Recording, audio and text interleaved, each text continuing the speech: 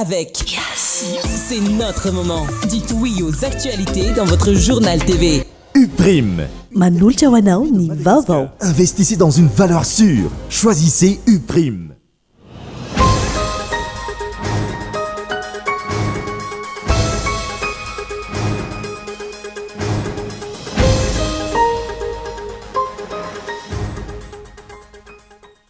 Mitentina 3 miliara sy 700 tapitrisa dolara ny tahirim-bola vahiny ao am-banky fohibe Madagasikara amin'izao fotoana izao.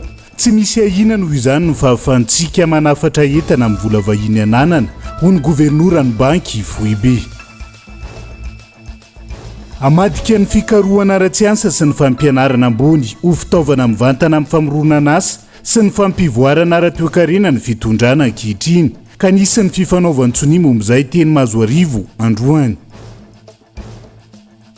Any Syrie nanome fepitona 4 andro ho an'ny FDS na ny Force Démocratique Syrienne nanaiky ireo fepetra izay apetrany manam-pahefana ao Damas fanapahakevitra izay hamaritra ny hoavy ny fandriam-palema ao Syrie ny antsiprian'izay.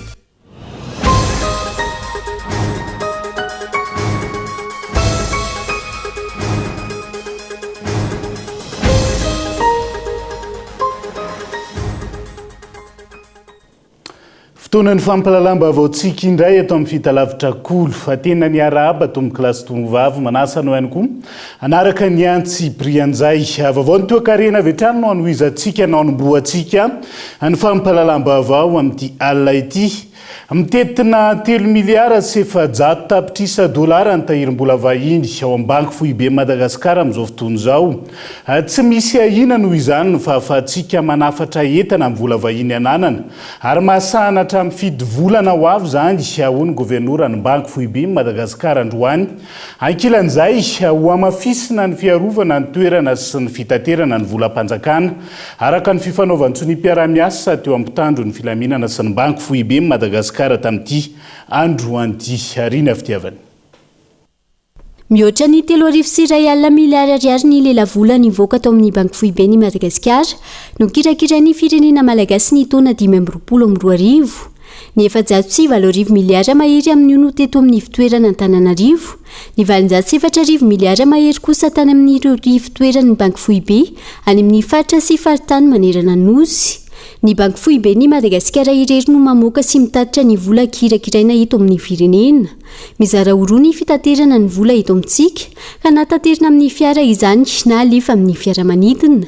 Ho an'ny taona 2022 720 sy 900 ny fandefasana vola na ny convoyage de fonds nataon'ny banky fohibe ka ny 250 no taterina fiara ary ny 730 na alefa fiaramanidina. Izany hoe manodidina ny 9 isan-kerinandro na etra isan'andro izany ny fandefasana vola izay mivoaka amin'ny banky fohibe alefa any amin'ireo masovoiny eto Antananarivo sy any amin'ny faritra. Ny vola rehetra nefany dia tehirizina aty amin'ny banky fohibe rehefa tonga avy any Tomasina. Rehefa lany zany le vola ka hoe andevasana vola ny Antsiranana ataontsika hoe 3 miliara dia tsy mijanona ao Antsiranana fa ndraindray makany Anosy-be, ndraindray makany Asambava, ndraindray miverina ty Antananarivo satria hoentin'ny olona le vola manaraka azy. Dia misy fotoana zany miena iny ataontsika hoe stokina vola ao amin'ny Masoivo Antsiranana zay dia tsy maintsy andefasana vola vaovao zareo avy aty Antananarivo mba ho ampiasaina. Manana tahirim-bola vahiny hatramin'ny 3 miliara sy 700 tapitrisa dolara ny banky fohibe amin'izao fotoana raha toa ka mahery ny 2 miliara sy 300 tapitrisa dolara izany taona 2022.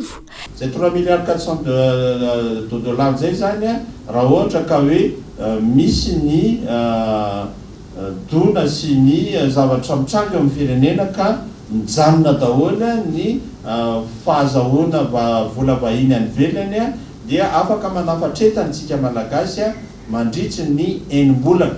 Zay moa ny fandrefesana azy hoe ny fahafahantsika mividy entana raha ohatra ka tsy misy ny vola vahiny miditra filo volana dia amin'izao fotoana izao izy raha sy diso efa enim-bolana mahery zany hoe efa mahatratratra ny fito volana zany io tahirim-bola vahiny ananantsika io.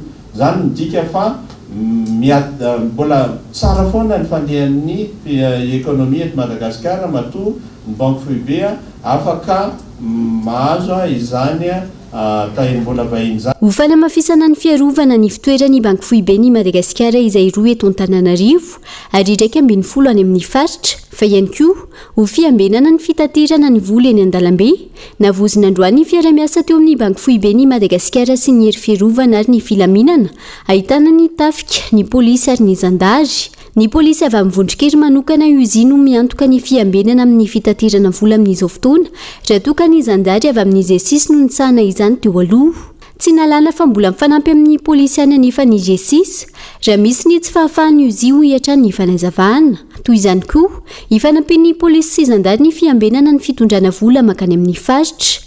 Raha ny tafika, ny zandary, ny polisy kosa ny fiambenana ny toerany banky foibeny Madagasikara sy ireo ivitoerana any amin'ny faritra. Nampitandrina ny lehibe ny tamazoriny tafika fa volam-bahoaka no arovana ka entitra ny fandraisana fanapa-kevitra fiarovana ary tsy misy fandeferana izay mikasa miopify. Ny fiarovana zany volam-bahoaka zany dia tsy misy sangisangy. Na amin'ireny atao hoe site na toerana ohatran'ity banky foibe ity dia misy mission mazava no apetraka amin'le olona miaro an'izany toerana izany. Misy an'izay hoe tenir un point izay raha ny tena nampianarina ho anay dia mitazona zany toerana zany dia tsy misy mihitsy ny idée de recul. Ny miaramila na polisy na gendarme apetraka amin'ireny toerana reny dia manana mission de combat, mission tactique ary tena miady mandra-pahafaty. Manana voka-pikaroana maro ireo manam-pahaizana malagasy fa ny fanomezana lanja azy no tsy nisy adray ho vahaolana ho an'ny firenena malagasy sy mikendry hamadika ny fikaroana ara-tsiansa sy ny fampianarana ambony ho fitaovana mivantana amin'ny famorona an'asa aivao ary fahaleovan-tena ara-toekarena ny fitondram-panjakana amin'izao fotoana izao ka nisy ihany koa ny fifanaovan-tsony mpiara-miasa natao teny Mazoarivo momba izay tamin'ity androan'ity. Tojondrina Tahirino mitaritra ny antsiprian'izay. Maro ny voka-pikaroana hitan'ireo manam-pahaizana malagasy hatramin'izay saingy tsy hitan'ny hafarany noho ny tsy fanomezana lanja azy. Matetika tsy ampy ihany koa ny fanohanana ara-bola sy ara-teknika azy ireny ka mijanona ho prototype fotsiny ihany. Mitady ny fomba hamadiana ireo voka-pikaroana hita eny amin'ny fampianarana ambony ho lasa asa na tetika asa azo tsapahitanana amana ny olana amin'ny fiainana andavanandro ny ministera maromaro voakasika. Isan'izany ny famokarana sakafo, ny jony sy ny toe-karena manga, ny fambolena lomotra sy ny dingadingana. Dia tsy vitan'izay fa mbola lasa lavidavitra kokoa ny fikaroana malagasy aminazy io satria dia fantatro fa azo atao bioplastika zany ny lomotra mba zava-dehibe amin'ny voka-pikaroana zany satria raha malala ny vokatry ny plastika amin'ny tontolo iainana dia fikaroana malagasy zany manana vahaolana amin'izany dia miandry mpandraramo zany tsika mba handray an'io voka-pikaroana mba ho avadika asa fandrarana zany mba metraka ny Madagasikara voalohany koa amin'io sehatra fanovana ny plastika amina bioplastika miainga amin'ny lomotra. Nanao sy ny fifanarahana fiaraha-miasa iraisan'ny ministeran-draharaha maro izay narahany ny dinika an-databatra boribory mahakasika ny fikaroana makany amin'ny fiatraikany teny Mazoarivo niaraka tamin'ny Prime Ministre ireo ministera voakasika isiny ny fiaraha-miasa stratezika ho fanavaozana sy ny fahaleovan-tena ara-toe-karena. Betsaka ny vokatra mijanona amin'ny prototype satria mety hoe tsy ampitohany izy anatsarana an'ilay vokatra mba ho lehibebe koa mbo tsaratsara koa dia efa koa eo ihany koa ilay tsy fampiny tohana rahabola. Dia izay koa zany anatin'ilay lalan-tsaina ametrahantsika an'izy ity zany ny fametrahana ivitoerana amin'ny vola ataontsika Fonds national de développement industriel ahafahantsika manohana an'ireo prototype ireo ho lasa vokatra azo jifaina. Ity atsika ity izay fampivondronana ny ministeran'ny fampianarana ambony sy ny fikaroana ara-tsiansa, ny ministeran'ny indostria sy ny fampandrosoana ny sehatra tsy miankana, ny ministeran'ny fampiroboroboana ny ahita araka jimirindra, ny postra sy ny fifandraisan-davitra, ny ministeran'ny fambolena sy ny fiompiana ary ny ministeran'ny jony sy ny toe-karena manga. Kendrena manokana ny ampifanaraka bebe kokoa ny fikaroana sy ny fampiofanana amin'ny filan'ireo sehatra mpamokatra lahara-pahamehana ho an'ny firenena. Fa ny kevitra mifandraika amin'ny raharam-pirenena amin'izao fotoana izao hita sy tsapany ezaka ataon'ny mpitondra fanjakana ankehitriny hoy ny faneho-kevitra mpitarika sendika nanaovana fanadiadiana tsy ny fanovany ireo mpikambana eo anivon'ny governemanta no vahaolana amin'izao ezaka vita ny fitondran'izao fa ny fanohanana azy ireo noho ny asa sy ny fanovana efa natomboka raha ny faneho-kevitra Atrandy Kabainloha. Aoka izay ny kajikajy politika sy ny fitiavan-tseza hitadiavana tombontsoa manokana. Hoy ny fanehoan-kevitry ny mpitarika sendika efa nisy izany fifanarahana ara-politika izany hatramin'izay isaky ny nandalo krizy ny teto amin'ny firenena fa tsy nahavaolana ka tsy tokony averina intsony hoy ny fanazavana. Fizarahana seza akôro politika izay tsy fantatra hoe inona ny tiana tongavana amin'ilay izy mbola tiana ho atao eto amin'ny firenena. Izany dia tsy tokony ho hisy intsony satria efa fotoana ny fanavaozana antsika zao fahatongavan'ny saina ny tsirairay hirosoana makany amin'ny tena fampandrosoana ny firenena. Aleo tena fa politika fitiavan-tanindrazana no atao fa tsy politika fizarahana seza. Fa tsika tsy afaka andrefy ny governemanta ao anatin'ny 3 volana zany. Na ny olona ho tendrena amin'ireny ministera reny mbola tsy voatendry daholo satria mbola mandalo sivana, mandalo fitsiriana tsara ny olona iray vao nomena amin'ireny. Reny mbola tsy voatendry avokoa. Fa ahoana tsika no afaka hitsara sady naomby na tsy naomby ny governemanta. Ankoatr'izay, naneo ny heviny mikasika ny governemanta ihany koa ny tenany miezaka ireo ministra fa tsy ampy andrefesana ny asa ny 2 na 3 volana. Tokony omenina fotoana izy ireo anohy ny ezaka efa nataony. Araka izany, tsy vahaolana ny fanovana ny mpikambana eo anivon'ny governemanta na ny fanesorana ny praiministra ho iatrany ny fanazavana. Mahakasika ny praiministra lehiben'ny governemanta manokana iarahantsika mahita angamba fa ny fomba fiteniny ary zay zavatra resany ombenibeny rehefa manao fidirana ifotony izy enina rehefa miresaka eny amin'ny androm-panjakana reny izy dia mijanona ho rassemblaire foana. Fotoanany zao aveloan'ny governemanta hiasa araka tokoa izy. Ny praiministra lehiben'ny governemanta dia tsy mpanao politika. Izy dia tsy praiministra ny vondron'olona na praiministra ny antoko politika fa praiministra ny fanavaozana izy. Praiministra ny voaka malagasy tsy vaky volo zany hoe tsy manana fahavalo mpanao politika na iray izy fa adidy na ampikinina aminy adidy amin'ilay hoe fanavaozana an'ilay concertation nationale. Fotoana izao tokony anambarana ny hery anosika sy anampy ny mpitondra sy ny governemanta izay efa hita sy tsapa fa mizotra amin'ny fanavaozana sy fanovana ahatongavana amin'ny tena fampandrosoana eto amin'ny firenena. Efa maro ireo asa miabo vitany izao fitondrana izao ndritra ny ampahampitona ny itondrana izay ka tokony avela hiasa sy anohy ireo ezaka efa natombo ny governemanta ho an'izay mangitahita fahefana. Tokony iandry ny fifidianana aoriany fanadiovana ataony izao fitondrana fanavaozana izao ho iatrany ny fanehoan-kevitra. Vavaon'ny fampianarana vetivety mivoaka tamin'ny fomba ofisialy omaly nandritra ny filakevitra minisitra ny tety andro ny fanadiana mpanjakana 9 na Sipantsina. Tapaka fataon'ny talata 9 Jona ho avy zao ny fanadiana mpanjakana tsy EPE. Manomboka ny alatsinainy 9 hatramin'ny alakamisy 7 Jolay 9 ny BEPC ary manomboka ny alatsinainy 20 hatramin'ny 4 Jolay 9 ny baccalauréat Kapobeny. Ny alatsinainy 20 Jolay hatramin'ny Zoma 4 Jolay ny baccalauréat teknôlôjika teknika rarakasa tapany voalohany raha toka manomboka ny alatsinainy 7 hatramin'ny alakamisy 3 Jolay 9 ny tapany faharoa.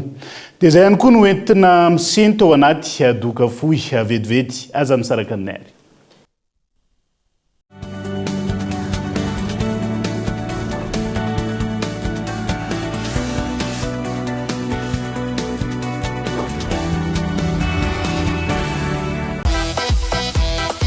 Soldat d'été goavana beany Cosmos izay manomboka ny 9 Janoary hatramin'ny 20 Febroary fihenam-bidy hatramin'ny 10 isanjato amin'ny entana maro isan-karazany. Mividana entana amin'ny alalan'ny vente à crédit mirindra ary aloha avy tsikelikely hatramin'ny 30 volana. Ny soldat d'été goavana beany Cosmos dia ahitana fihenam-bidy hatramin'ny 10 isanjato amin'ireo entana maro isan-karazany manomboka ny 9 Janoary hatramin'ny 20 Febroary. Tandremo fa voafetra dia voafetra ny entana. Cosmos, votre partenaire de confiance.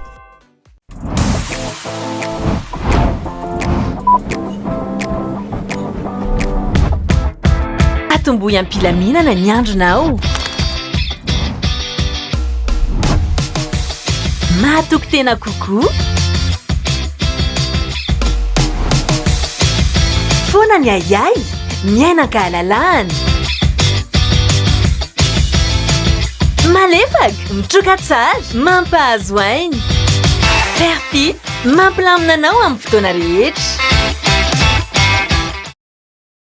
ny Foristo manolotra ho anao kabare rabosa ny sabotsy raika amin'ny 3 janoary 2022 amin'ny 7 sasany arivo eny amin'ny Foristo Ivato ny tabakily dia azo faina avy hatrany ao amin'ny www.ketrika.com sy eny amin'ny point Foristo rehetra apaza madinika Gorondrano Bel-Air Arivato Gold 50 000 ariary simple 30 000 ariary izy ihany koa ny fivarotana t-shirt sy casta eny amin'ny toerana amin'ny fotoana io tsy fondezor ny tabakilanao fa voafetra dia voafetra ny toerana. UPRIM, Université privée de Madagascar. Vous avez le bac? Bravo! Vous cherchez la meilleure université pour vous accompagner à réaliser votre rêve? Écoutez, UPRIM est là pour vous. Cadre agréable et de normes, salle de classe spacieuse et lumineuse, diverses activités para-universitaires, stages et visites d'entreprise chaque année, possibilité de bourse d'études à l'étranger, cours de chinois mandarin gratuits, internet illimité et haut débit, diplôme, DTS, licence, Master 1, Master 2, reconnu par la fonction publique. 5 mentions au choix, paramédicaux, gestion et management, droit, commerce et marketing, communication. N'attendez plus. Inscrivez-vous à l'UPRIM Andavamambe. Contact 034 11 215 08. Investissez dans une valeur sûre. Choisissez UPRIM. Ataovy mamiratra kokoa ny fety. Ararotondray ary ny promo Noël e. Kalitao mandona be sady misy cadeau hatramin'ny 1 janoary 2022 mividiana gamme ZTE A36, A76 4G sy A76 5G dia mahazo cadeau support téléphone na sac banane na écouteur sans fil miampy câble USB 3 en 1 miampy bonus 5 GB zao. Izany rehetra izany manomboka amin'ny 269 000 ariary monja araroto fa mandalo mora eny amin'ny Astor ny fotoana.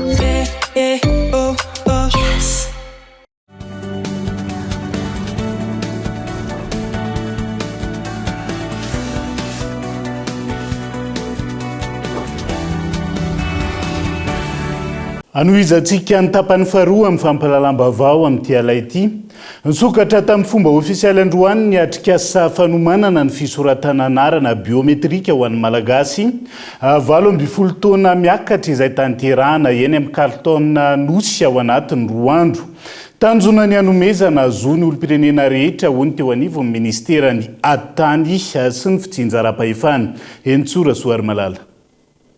Moroso amin'ny hetsika fisoratana biometrika ho an'ny malagasy 12 taona no mihoatra i Madagasikara amin'izao fotoana izao. Ho fanomanana izany nisokatra tamin'ny fomba ofisialy androany ny atrikasa izay ho atao anatin'ny 2 andro eny amin'ny Karlitona Nosy. Tanjona roa lehibe no tratrarina amin'ny hetsika dia ny anomezana zolo ny pirenena rehetra ary koa fanavaozana sy fanatsarana ny tolo-drarao men'ny fanjakana amin'ny alalan'ny fananganana rafitra moderna azo antoka sy mahompy ary mampifandray ireo sampandraram-panjakana rehetra. Efa vonona ireo fitaovana teknika anaovana izany raha ny fanazavana eo nivy ny ministerany Atany sy ny fitsinjaram-pahefana. Plasy vavy miroso amin'ny fanavaozana ifotony ny republika ny fitondram-panjakana amin'izao fotoana izao. Hoavana sy makajiry ny asa miandry ny gouvernement ary anisany laram-pameana amin'izany ny fiantohana ny zony malagasy tsirairay amin'ny fananana fahizina ara-dalàna, identité juridique sy voaro araka ny fenitra voafaritra indrindra amin'ny fampiasana ny haitao arakajindrindra ka nomezana ny laharana tokana famantarana ny olona tsirairay ny ataontsika hoe numéro unique d'identification. Kwa izany dia iroso amin'ny hetsika fisoratana biometrika ho an'ny malagasy 12 taona no mihoatra isika afaka fotoana fohy sahady ary tafiditra amin'ny fanomanana izany indrindra izao atrikasa tanterahantsika eto Antananarivo mandritry ny 2 andro ny taona izao. Efa mandeha amin'izao fotoana ny fanofanana ireo mpampiofana ka distrika 70 no efa nahazo fiofanana ary 10 hafa mbola hofanana tsy ho ela. Afatra mazava no nampitaina tamin'ireo mpandray anjara dia ny hitondra asa-pahamatorana ary rotsaka an-tsehatra ny tanteraka. Manantena ny vokatra hita maso eny fotony ny ministera raha ny fanazavana hatrany. Fivoaran'ny antotanisa makasika ny anendrana arajako eto Madagasikara amin'izao fotoana izao. Misa 20 indray antranga vaovao andovoan'ny endrana arajako eto Madagasikara. Araka ny fitiliana natao omaly raha ny fampitambavao ny Ministeran'ny Fahasalamam-bahoaka Androany tamin'ny 3 ratolakandro teo. 20 amin'ireo taniboa eny avokoa raha toa ka teto Analamanga ny ray. 27 ny sitra natao anatiny 4 rafarany raha toa ka 20 antranga ina vaovao. Hatreto tsy mbola nisy ny ainana fohy atao amin'ity avalana retin'ity ranteto amintsika. Fa manomboka ny asa fanamboarana ny lalam-pirenena 10 mirefy 12 sy 500 kilometatra mampifandray an'Andranovory sy Ambovombe fahavitany lalana izay tosika lehibe ho an'ny fampandrosoana ny faritra Atsimonosy raha ny fanehoan-kevitra nentin'ny solombavam-bahoaka tamin'ity androan'ity. Ka eto Andriatsilavo. Atreto ny tapany any amin'ny lalam-pirenena 17 Ambovombe Ambosary Taolagnaro ihany no vita. Mbola tsy vita ny avy eo Ambovombe, Betroka, Iosy mifandray amin'ny lalam-pirenena 7 ary vao manomboka ny asa ho an'ny lalam-pirenena 10 mirefy 12 sy 500 kilometatra mampifandray an'Andranovory sy Ambovombe, mandalo sy mampifandray faritra maro. Zava-dehibe ny fahavitana ireo lalana ireo izay tohizan'ny fiadidinan'ny fanavaozana ny Repoblika amin'izao fotoana ny fanamboarana azy. Ampalizany eo anelanelany Claude Dauphin Toliara tsy maintsy mandeha jusqu'à Toliara na mandeha jusqu'à Claude Dauphin karaha mba fa vita zany ty lalana ty na dia hoe vita aloha ty le manaraka ho azy eo koa ny any Andranovory jedy zay manomboka amin'ny mois de mars na avril eo dia mba fa velombolo zahay. Io zao maira zao tsy maintsy hanakatra oso satria nanday oratsika fa maro tsy maintsy misy zahay aty zany tia fandrosoa fa hadino hatrizay fa isaoran'ny président fa zany colonel Michael zay anaky bakatoy mahatsapa hoe mila tohiza le asa natao teo dia zay zany mba tena irarianay hoe amin'ny tao 2026 toy handay raha soa anay Timothée na dia fa manomboka ny terrassement araky resaka eo fa zava-dehibe zay période de pluie tonga ho tapitra avao bakeo dia hanomboka koa tsika février mars any dia mba fa misy terrassement izy mba fa velombolo le vahoaky. Jehivina trany ny volana Oktobra 24 no nilaza ny filoha teo aloha Andry Rajoelina fa tsy hanao politika intsony raha tsy vita ny RN13 izay tsy mijanona fotsiny eo amin'ny Taolagnaro Ambovombe fa tonga hatrany Iosy ary mirefy 3 sy 700 kilometatra. Izana ho vitaina ireo raha ny fanazavana ministera tompon'andraikitra isy ny fampandrosoana marina eto amintsika indrindra ho an'ny tapany Atsimonosy. Lafomba vao hafa afaka mitahiry fanampiana hatrany amin'ny arivo-taona ny hub logistique humanitaire ao Manakary izay vao avy notokanana tamin'ny fomba ofisialy. Ivitoerana natao hitahirizana sy hanamorana ireo fanampiana ara-pahasalamana sy ara-tsosialy ho an'ny mponina marefo indrindra mandritra ny fotoana ny loza voajanahary. Ka eto Andriatsilavo.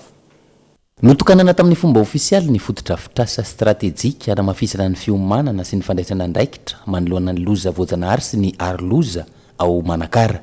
Amoraina ao anatrehan'izany ny fitahirizana, ny fizarana ary ny fandrindrana ireo fanampinana ara-pahasalamana sy ara-tsosialy ho an'ny mponina marefo indrindra mandritry ny fotoan'ny loza voajanahary.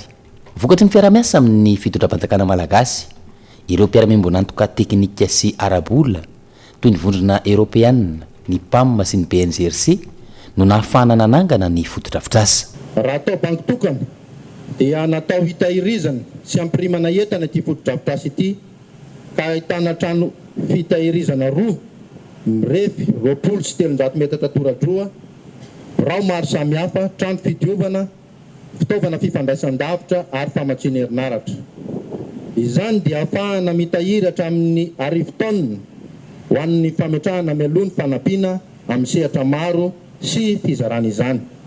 Raha fitininy izany dia eto Manakara no fototra iaingana, ahafahana manao hetsika haingana kokoa, mandrindra tsara kokoa ary mahatratra amin'ny fomba mongo kokoa ny fiarahamonina.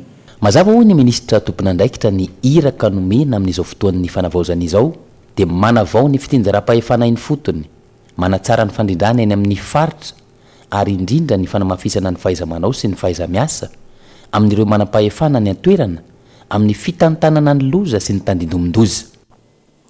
dia izay ihany koa no hoentsika miampita ao anaty maresaka iraisam-pirenena vetivety any Syrie nanome feim-potoana efatrandro ho an'ny FDS na ny force démocratique syrienne anaiky ireo fepetra izay apetrany dia nihiditra anatin'ny fitantanana vaovao sy ny rafitra miaramila sirianina manam-pahefana ao Damas amin'izao fotoana izao.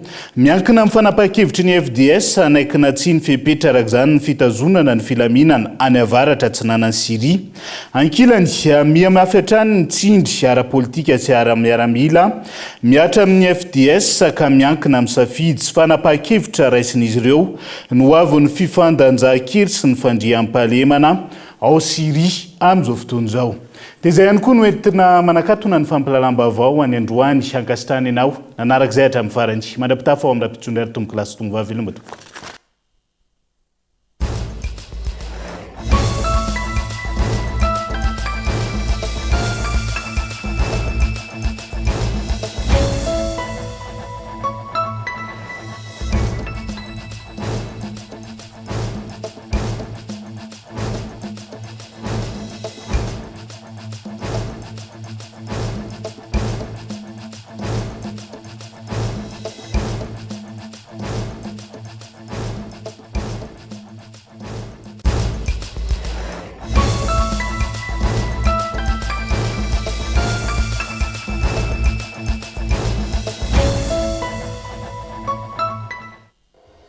Uprime. Nanolotra ho anao teo ny vaovao. Investissez dans une valeur sûre. Choisissez Uprime. Avec c'est notre moment. Dites oui aux actualités dans votre journal TV.